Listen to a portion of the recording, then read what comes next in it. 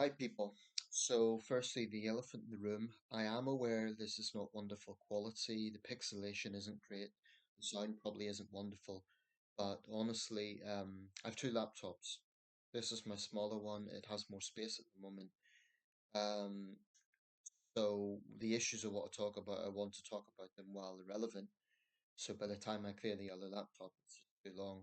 The video quality is better on the other laptop, but I want to get these themes out there whilst they're still fresh.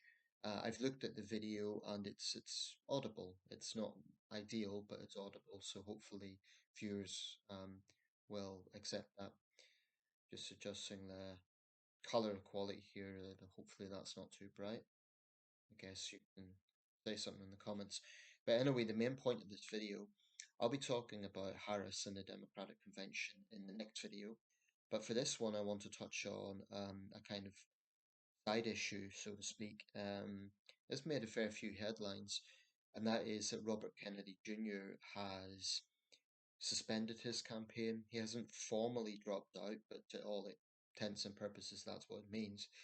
He suspended his campaign and he has endorsed Donald Trump. Controversially so. I say controversially so because much of his family have basically denounced that stance, and I think for many people, myself included, um, for a Kennedy to be endorsing someone like Donald Trump is just hard to fathom. You know, RFK Jr. is a member of prominent Democratic family, uh, American political dynasty.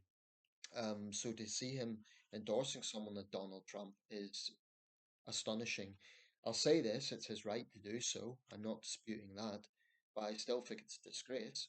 Um, a disgrace because by endorsing Trump, he is essentially validating everything this man stands for, which is a contempt for democracy, wannabe autocracy, um, zero personal integrity. The list goes on. I didn't follow the RFK Jr. campaign very closely, but I'm roughly aware of some of the themes that he was putting out. It's known that he has long been a critic of vaccines. He's not the only one, but um, his background is an environmental lawyer. Um, Honestly, I'm not overly surprised. In some way, I mentioned it's astonishing because of the family name, but him personally, I'm not overly surprised because his track record has been pushing conspiracy theories. That's very much in Trump land, very much correlates with the sort of things that go on in Trump land. And I think RFK Jr. is an isolationist. Again, there's a lot of Trump backers who would be isolationists. I think probably a better comparison though is RFK Jr. and Paul's Ron Paul and Rand Paul. They were isolationists, kind of off the political scene now. I think they've lost their clout. But I never trusted him. And I certainly think he may carry the Kennedy name, but I think the contrast between him and his father, and particularly his uncle, is very, very striking. Um, I mean, put it this way, can anyone seriously think, anyone who's lapping this up and praising RFK Jr. for endorsing Trump, do they seriously think that President Kennedy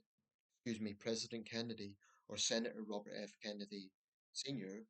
would endorse a man who basically incited violence in the US Capitol?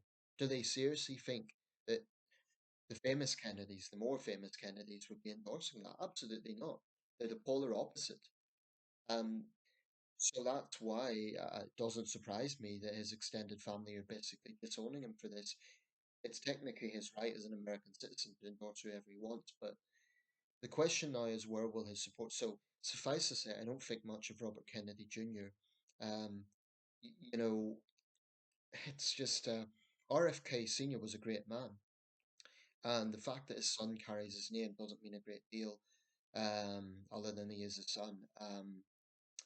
I just think it's such a turnaround for a great American political dynasty for one of their senior surviving members to be endorsing a man like Donald Trump. It just a very sad thing, and that's what his sister said. It's a very sad end to a very sad story. Um, Kennedy could have went out and just not endorsed anyone. As far as I know, there's not actually an obligation to endorse anyone. Now, the question is, where is his supporters going to go? Pollsters have said actually this isn't going to make a great deal of difference. It's not going to give Trump a massive boost. I think somewhere it was like half a percentage point or something. Of course, Trump and his acolytes are going to be lapping it up. They're going to say this proves that they're the true American establishment. That how wonderful to have a Kennedy supporting us. Um, I honestly don't think it makes a great deal of difference. And here's the thing, RFK Jr. supporters, I'd probably disagree with them on a lot of issues, but the reason they went for RFK Jr. and not Trump in the first place is they probably didn't like Trump. They certainly don't like the Democrats, and they don't like Kamala Harris, but they don't like Trump either. Otherwise, they would have been supporting Trump in the first place, and RFK Jr. wouldn't have had. I mean, I'll give him his due. He ran a fairly impressionable campaign. Um, there's been other years, but anyway, to finish what I was going to say, I don't think they're necessarily going to go and flock over to Trump. And the point is, he's actually still on the ballot, as far as I know, in several states. So I don't think it's going to translate that because the candidate has went over to Trump, its supporters will as well. And I hope they seriously think long and hard before doing so. Um, but it's up to them. But I think it would be a very sad thing if a Kennedy helped to turn the election for Trump. I don't think it's going to happen. There have been previous years where a third party candidate has made a bit of an impact. In 1968, George Wallace carried no fewer than 5 states in the Deep South. Um, I'm just looking at the map right in front of me. Louisiana, Mississippi, Alabama, Arkansas, and Georgia. Um, that's not just making traction in those states. He actually carried those states. 1968. In 1992, Ross Perot made a significant impact. And in 2000, Ralph Nader was accused of helping to prop up George W. Bush's campaign by dividing the Democratic vote. Um, the thing about America, let's face it, it is a two-party system. I suppose the same could be said for this country, although to a lesser extent. In Britain, it's kind of a Labour Conservative tandem. In America, even more so, the Democrats and Republicans are huge parties. They're both very dominant. I think the Republicans are basically on their knees at the moment. I think they're in a very bad way, and I might bring that into the next video. So, um, yeah, I think Trump has destroyed the Republican Party, but nevertheless, they are still a major party in terms of the numbers. Um, I don't think they are what they once were. I do not think it's the party of Lincoln. I do not think it's the party even of Ronald Reagan. And it shouldn't be forgotten, Reagan was a bit of a populist. He used some of the same slogans as Trump. But one thing he never would have done is incited violence on the US Capitol.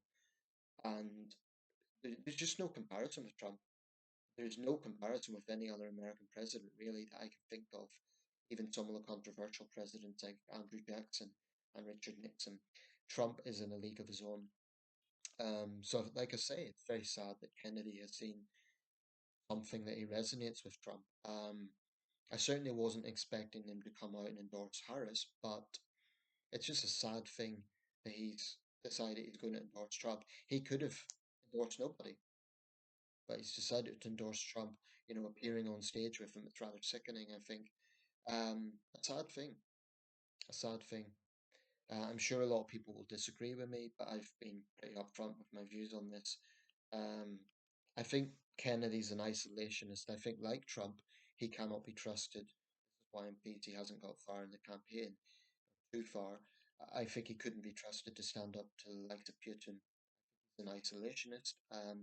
Based on the sort of statements he's come out with, I think he'd be an appeaser.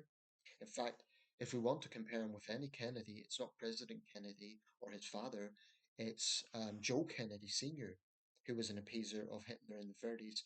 I think RFK Jr. is probably more like would that be his grandfather, than his uncle or his father in that sense. Joe Kennedy Sr. was a controversial figure. He was an appeaser in the 30s. Um, I mean, I just think the contrast between RFK Jr. and President Kennedy is so striking.